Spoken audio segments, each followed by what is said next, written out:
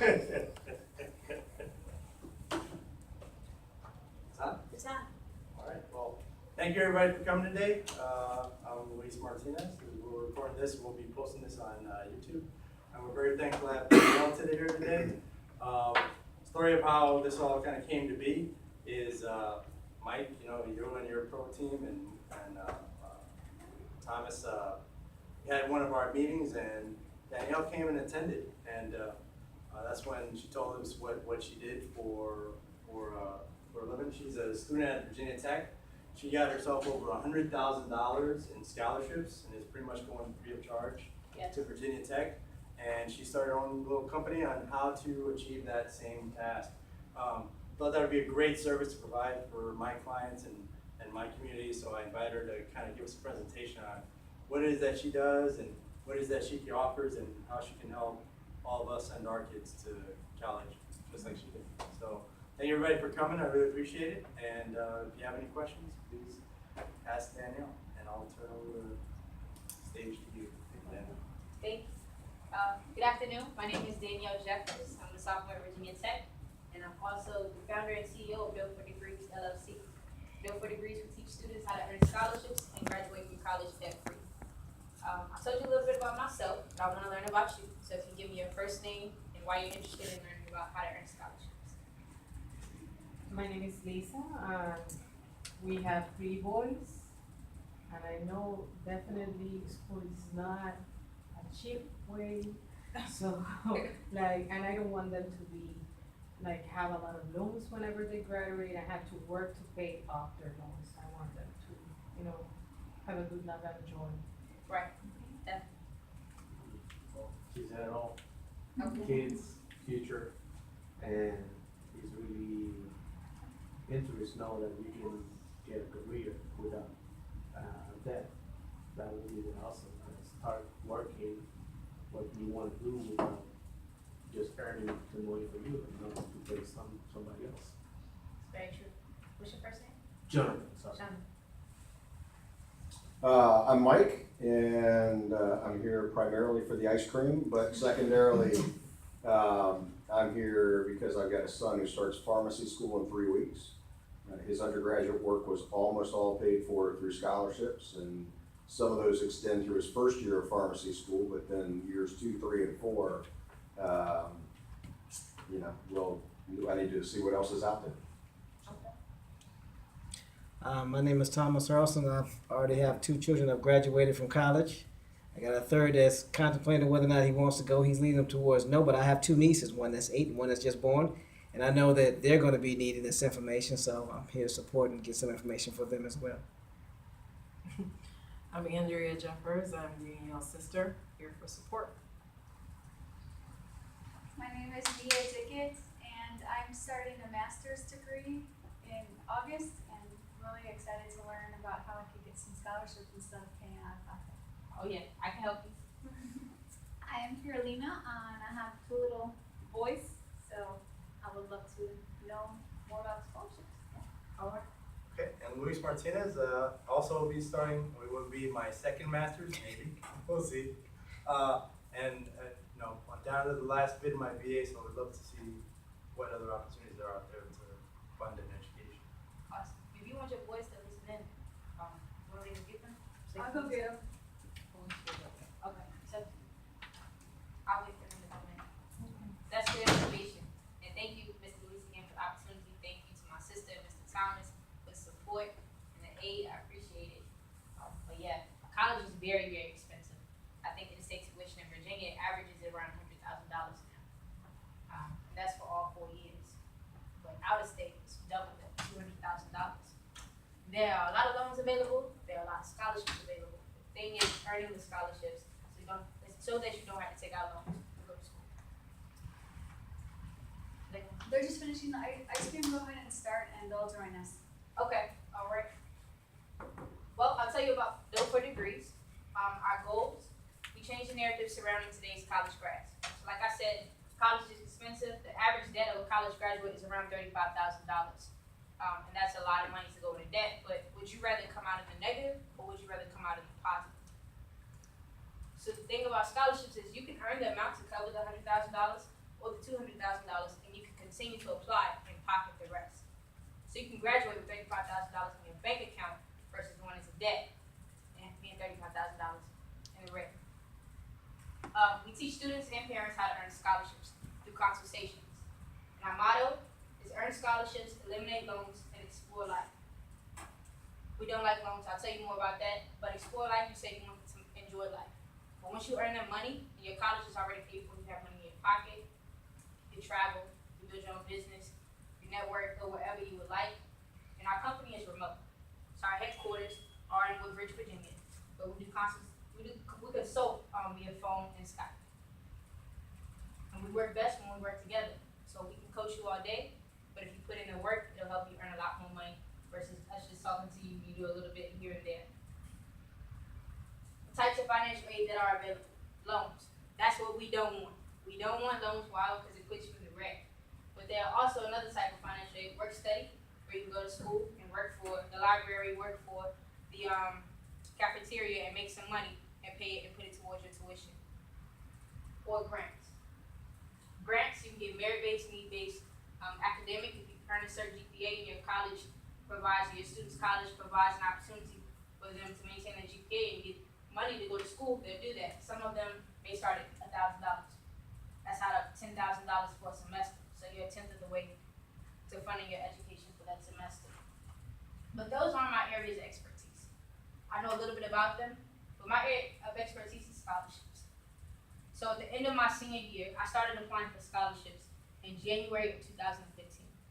I graduated high school in May of 2015. I was behind the 8 ball, but I was fortunate enough with the help of my family, my friends, my community to earn over $100,000 in scholarships. Well, earn $100,000 in scholarships in that amount of time. Since then, I went to Virginia Tech in August, and I just finished my first year this past May, and I've earned $170,000 to this day. But scholarships have taken me a lot of places. This picture was taken in Las Vegas, Nevada. This is my sister right here beside me, and I applied for a scholarship through the Youth Financial Literacy Foundation, which is a big company, is FES, Financial Education Services, and it's a national scholarship.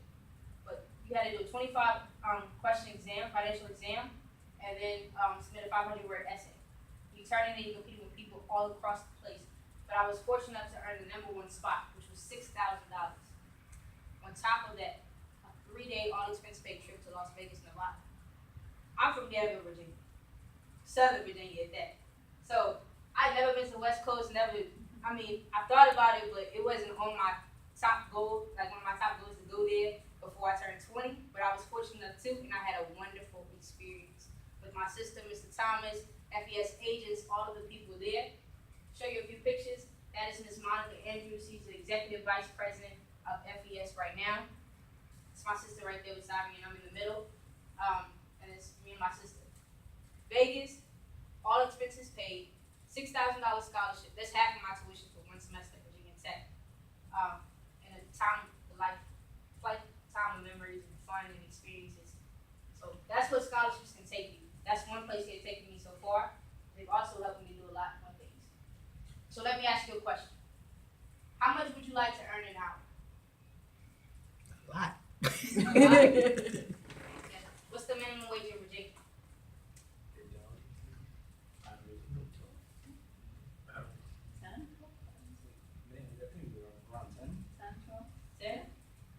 $7.25. People go to work and they put in an hour of hard work, hard labor, and earn $7.25. With scholarships, what do you think you could start off earning? $25, $35. You start off at $1,000 an hour. You could be at a comfortable spot, writing an essay, sending it to people you know, let them look it over, and researching others in the meantime. But you can start off earning $1,000 an hour, or even if you just earn $500 for one scholarship, that's a lot. It's a $500 loan you don't have to take out. That's $250 that you can pocket, $250 more you can pocket. But scholarships can take you a lot of places. Now I'll tell you about the Vegas scholarship. That scholarship took me 4 hours. 4 hours of my time. That includes sending it to my sister, getting her to read it, doing an exam, make sure I had my answers correct. And I I earned $6,000 in 4 hours. It helped a whole lot. So a few resources to get you started. The first one's Scholar. Has anyone heard of Scholar? You go to myscholarly.com, myscholly.com. You can create a profile. I think the price is $2.99. You can download the app, and then you can link the two. So all you need is your login information. And you fill out a short profile that connects you to scholarships all across the nation, based on your GPA, your interests, the clubs you're in, your parents' organizations, all of that stuff. Another resource, fastweb.com. It's profile based also. Fastweb is a little bit longer. Profile requires more. But you put in the work and then connects you to scholarships. I think their database is 1 million scholarships plus. So you're bound to be connected to at least 100. Scholarships.com, very similar to Fastweb. Connects you to a bunch of resources after you submit your profile. But the biggest resource that you'll ever have at your fingertips is your community. How many of your children do community service? Definitely. Are they a part of any student organizations? No. Well, think about this. If you are in a fraternity or sorority, if you're in a club, you go to church and they offer a scholarship, think about your child. Ask them what do they need to do to earn that money, and then go forth and do it. The community is your richest asset. This is another tip. Applying for a national scholarship versus applying for a local scholarship, the pools are different. You may be going up against 6,000 people if you do national versus going up against 600 people when you do local. So that's why your community is your largest asset. You have a high percentage of earning the scholarship. The benefits of the scholarship process. So I told you a little bit about my story, what you have to do to get the work. But the first thing that you can benefit from is financial and mental freedom. Imagine your child going to school and not having to eat ramen every day, or not having to stress about, okay, I'm doing this now, then I have to take out and go to work and pay off my loans once I graduate. Imagine that. Imagine you being comfortable knowing, okay, my child, the education is paid for, they can make the grades and keep living.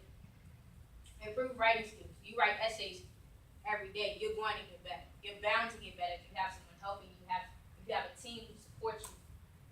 Resiliency. You'll get rejection letters.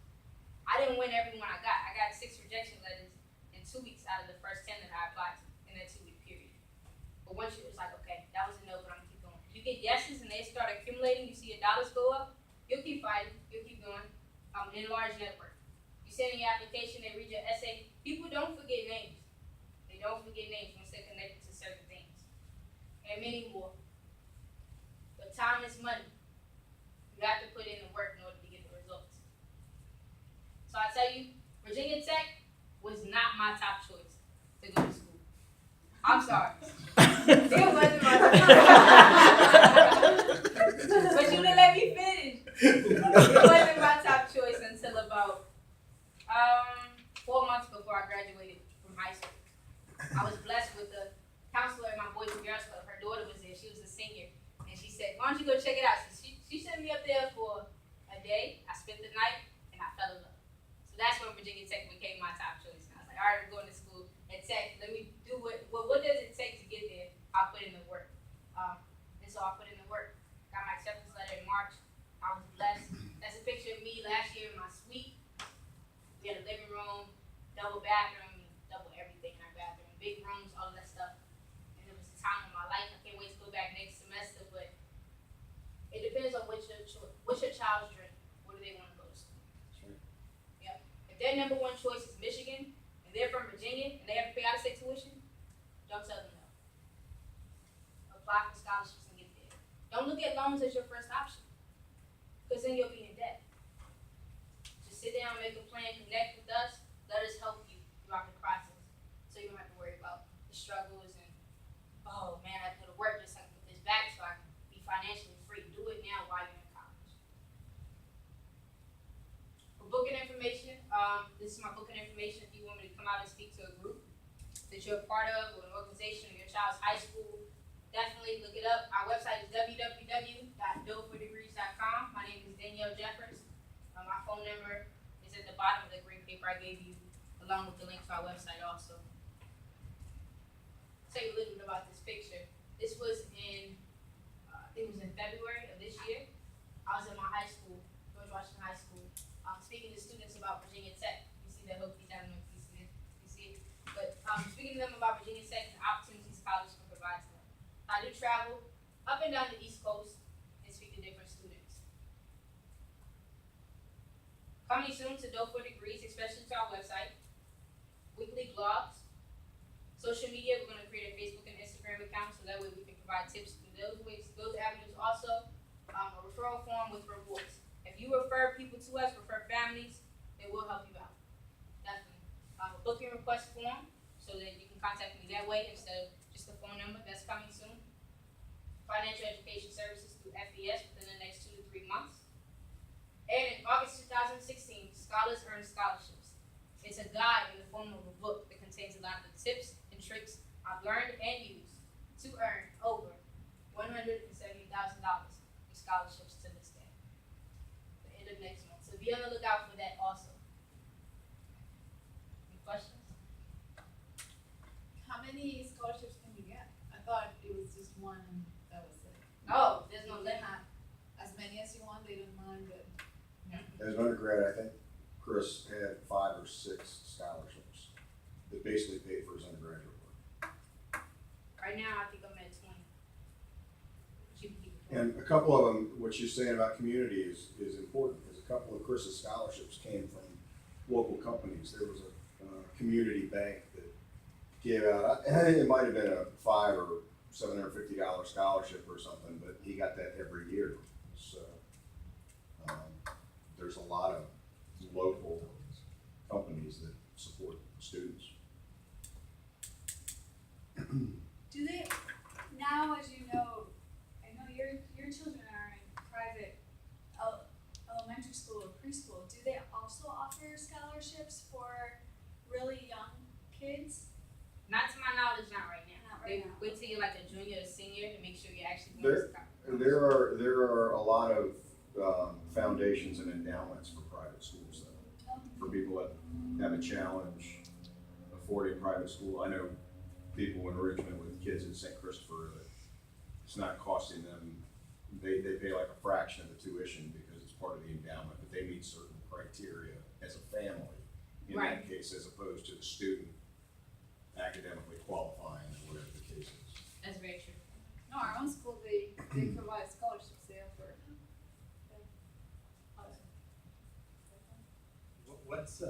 What's FES? FES, Financial Education Services, they provide credit restoration and other services of that nature. Mr. Thomas probably could explain it a whole lot better. Would you like to go in depth? Basically, Financial Education Service was actually the company that works with the Youth Literacy Foundation. They were the ones that gave Miss Danielle Jeffers a scholarship. Well, she won a scholarship from them. At that time, she won a top scholarship of $6,000. Since then, the top scholarship was, I think, $15,000. So it's basically doubling every year. Next year, the top scholarship will be around between $25,000 and $35,000.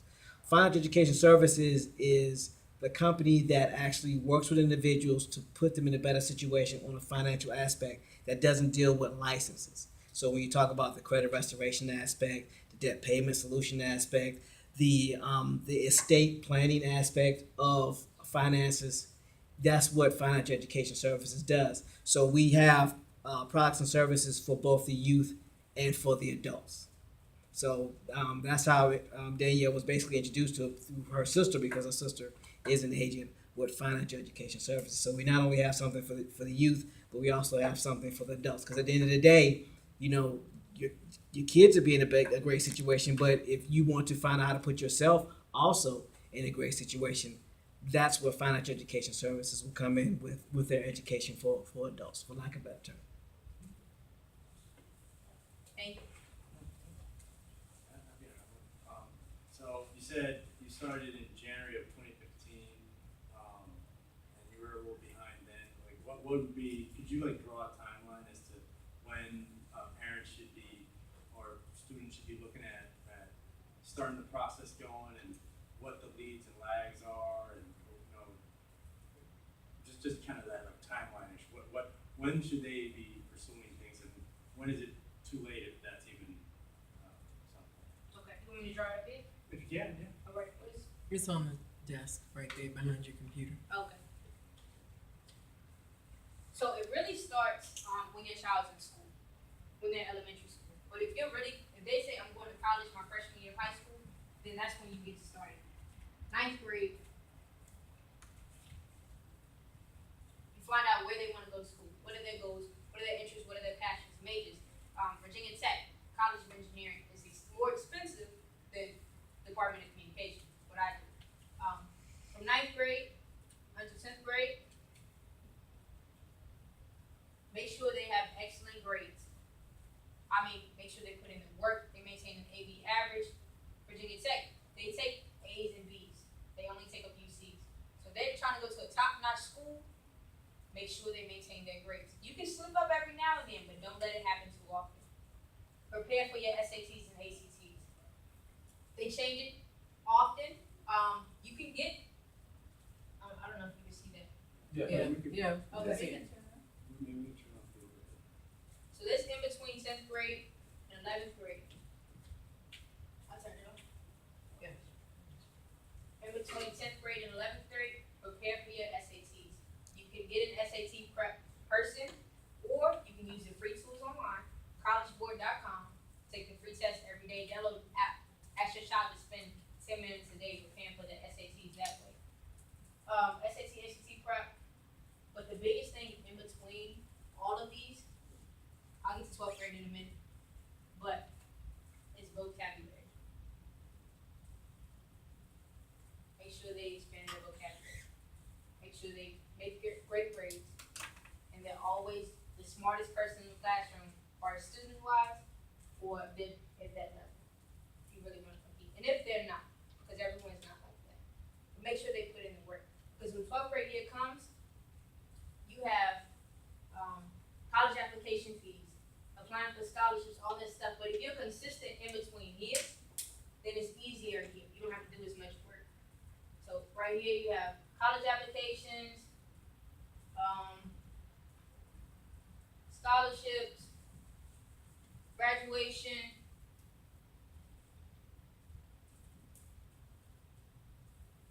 What else? Preparing for the transition to college.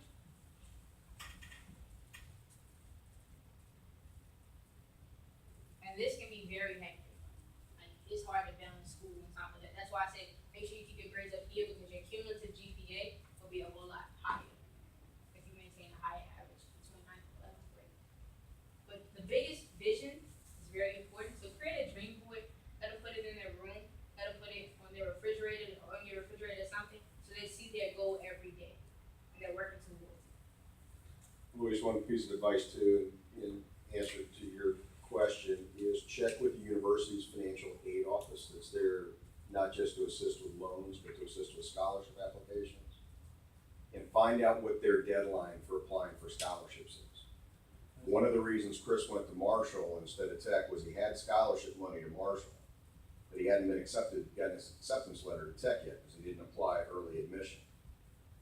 At Virginia Tech, his senior year of high school, they didn't send out the acceptance letters for the people who did not apply early admission until 2 weeks after the scholarship deadlines were due. So he didn't have an opportunity to apply for scholarships at Tech. So had known that, he either could have applied early admission if that was really his first choice, which I don't think it was. But he would have known to apply early admission or apply for scholarships through financial aid before he knew for sure whether or not he was accepted. So one of the things you want to do in terms of timing is all of these independent scholarships that Danielle's talking about are different than the ones that the school sponsors and focuses on, but contact the financial aid office. And I don't know if you knew that, Danielle, or not. Definitely, you do But- contact the financial aid. But at Tech, one of the things for any of your kids that want to go there is unless they've changed it, you don't know that you're accepted until after the deadline for scholarships, Yeah, you're right. right? Because they send it out in March, and the deadline is in like mid-February. Yep. Yep. And so and I really think, quite honestly, that they're not concerned about it at Tech. because they've got so many. I mean, the average GPA, I think, of an incoming freshman last year was, 3.8, yeah, I mean, 3.87, really good. yeah, it was almost a 3.9 was the average. So there's not any lack of, I mean, they filled the slots, right? So they go, we filled the slots and everybody was a quality person, so sorry you missed out. Now, so all I'm saying is wherever you're looking at, find out from financial aid what their deadline is, or for your kids as you approach that point. From personal experience, I'm telling you, because I was livid. And the director of admissions got a really nice email from me, so. And I know some key players at Tech too, so I put some bugs in people's ears in the administration there, but we'll see. That's very true. Definitely check out the financial aid office. You can do that ninth grade year. They set that as a goal, because the deadlines usually stay around the same date. But the FAFSA, I didn't mention this, but it opens on January 1st. The priority deadline is March 15th. March 15th means if you don't get the application in before March 15th, you get it in after, then you won't get as much money as you could. You get the Pell Grant through the FAFSA. I think it's FAFSA.gov or something of that nature, but it's everywhere on the internet. Pre-application for federal student aid takes about an hour and a half to 2 hours to fill out. Should you get a better chance with the university scholarships or just outside with groups and that offer scholarships for any school? Did you apply to both? Like I did. directly? The biggest thing, if you're active in your community, that would be your biggest asset. Because your name carries weight. If you see me doing community service every day or every other weekend, and then I apply for a scholarship, my grades are great, I can write an essay that's cohesive, then it'll help you in the long run. But also the national scholarship is the same thing. If you got it, you got it. If you put in the time and the effort to write the essay, your application is complete and it's top notch, your chances of getting it are a lot higher. But the pools do differ on percentage wise. Your chances of getting a local scholarship are higher because you have less applicants than you do versus the national scholarship. But you can get either one. Are most of your scholarships, non-school scholarships, Virginia Tech? Correct. Yes. Is there a theme among them?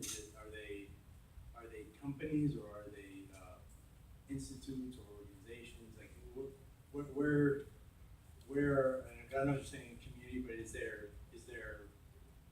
I tried scholarships when I was a senior, and I didn't fare out too well. Thankfully, I went to preschool. I didn't fare out too well. But it was, for me, it was the first one to go to school, and a lot of it was very foreign. But I mean, where should someone that doesn't know where to begin? I know you gave those websites, but where should their mind be as far as where you think that money's going to come from? Should it be like when we say it's community and volunteer, like what type of community, what type of volunteer? Do it what you're most passionate about. So with scholarships, we have scholarships for people who are left-handed, for people who play basketball, football, soccer. So if that's your passion, it's easy for you to write about it. So start there. Those websites, they do ask you about your extracurricular activities. It's a perfect way to start. But the community, like Boys and Girls Club, I was basically raised in a Boys and Girls Club. So that I was like, I know I can get that essay in because I go there every day, so I know I can talk about it. But my scholarships, the thing amongst my scholarship is probably my story, my background story, where I come from. They ask me to write about that, I can write about it, I can sell it. But it's easier to write when you're interested in the topic. So that's the most common thing. How much time do you dedicate like daily into filling out scholarships? That January to May period, during my senior year, I put in about 4 hours a day. And then on weekends, I probably double that, especially on Saturdays. But now since I'm in college, I slowed down. It's about 3 hours every other day. But it depends on what your goals are. If you want to go to a $40,000 school, you have to put in more work. Whereas you want to go to a school and you only need $5,000. You can earn $5,000 in a month or less. So right now, your scholarships total is $170,000. Yes. So, because you talked about pocketing money, Right. if you were to write no other scholarships from now to the time you graduate, and you didn't spend any of that money, how much money would you be graduating with in your pocket tax free? About $65,000. How much? $65,000. So you'd be walking away from college For $65. with $65,000 in your pocket, a degree, and no student loans. Yes. Okay. Are they mostly based on where we come from? Because if you see my little boy, his blue eyes, blonde, but then he speaks Spanish because I'm Colombian. So, are they a lot of them that are just focused on, okay, Hispanics, African Americans, sports? Is that a lot of them, or No, that basically, or is it only in your grades, like how good you are at school? they are academic based, merit based, and need based. Okay. So it depends on which one you feel like is best for you. Need based, I feel that category. Academic, I feel that category, and merit, I feel that category too. So no, it's not just based on your race. It's not just based on the color, your eye, your ethnicity. It's not just based on your grades. But if you combine all of those, then it can help you a lot. I have a friend, she's top notch in his school, Caucasian male, and he earned over $30,000 in scholarships. But that's all he needed, so that's why he stopped there. So like, I got what I need, now I can relax. So, the types of, say you're a kid in your community, and you don't really do much. Can you explain like how a child that doesn't do much could possibly get some scholarships? Like what kind of things they're into, you know, that kind of thing?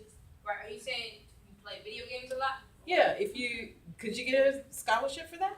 Yes, they have scholarships for video games. Really? Yes, I'm telling you. Fastweb and scholarships.com will link you to those scholarships for video games. They have scholarships for people who are interested in PSAs, public service announcement. Create one about sidewalk drawing. I saw one on that, or about drunk driving. Create a short video, edit, send it in. You don't have to write. If you enjoy programming, do a code, send it in, but you have to find a scholarship that's for that. And those links that I provided can help you. But if you connect with me, I can link you to a whole lot more. Now, after you apply and you're awarded a scholarship, is there a time frame where those funds have to be used? Like for example, like you, since we last talked, it looks like you earned a lot more in Yes. scholarships, you know? So let's say, you had enough when we met, a couple months ago to carry you the whole way through college and you stopped applying for scholarships. That's what you did. Would the funds that you earned in that time have been good for all 4 years? Meaning if you were awarded a scholarship in your senior year of high school, could you still use those funds on your senior year of college, or do some scholarships have time frames as far as use? Some of them do. So a lot of mine were like this process. I applied, got the letter, I was happy. It went straight to Virginia Tech. My bill came out, say for instance, $12K. So freshman year, $100K went to Virginia Tech under my name. I got a refund check back to me, and I'm happy. So you Now, got a some refund. scholarships though, like one of Chris's scholarships, they gave him the money for each year, but in order to qualify for the money the following year, he had to maintain a certain GPA. Yes. Now, it was a guaranteed 4-year scholarship as long as he maintained a GPA. Right, I was getting ready to get to that, because some of them, they will only give you half of the money, for the first year or the first semester. It's dependent upon, basically stay out of trouble, maintain the GPA, and show that you're actually enjoying school and helping your community at school or something like that. But the biggest thing with that, if they give you a one-time scholarship, is to send a thank you letter. That's the only metric you have to show. That's the only thing you have to show them. For my grades and, Yeah, what do you have to show them in order to keep the scholarship? Is it your grades, or you just get it, you send a thank you, and that's it? you send a thank you, your grades, and staying out of trouble. That's about it. Do you have to send them like a report after? You get a transcript. Just your, oh, After every semester, the transcript. Send it every year, and always, if you send something to someone, send a note attached to it. That's about it. So that's how you get money back, or the money they say like the 65,000 you put back in your pocket is, the money actually goes to the school, then you get a credit, and the school gives you The money the back. funds back. If the scholarship doesn't have a stipulation saying, once the amount is paid, return the money back to us. Some of them do have that, then you don't get the pocket money, you must send it back to them. But if they don't have that, Can you choose to apply that money first? well, it depends. Because whatever flows in first, that's what they take. But you can call them, as I did, move my money around a little bit like that. But not every school is like that. So like, this came in first, this is what we're gonna take.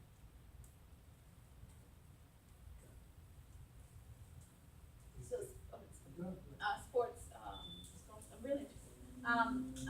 Sports scholarships, you have to be a good player and a good student. I guess they won't take awesome players with really bad average or.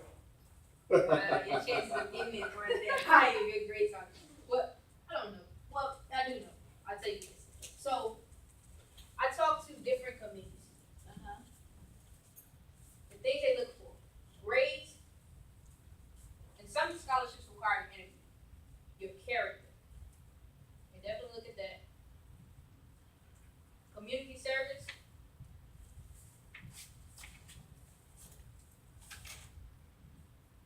Essays. And your letter of recommendation.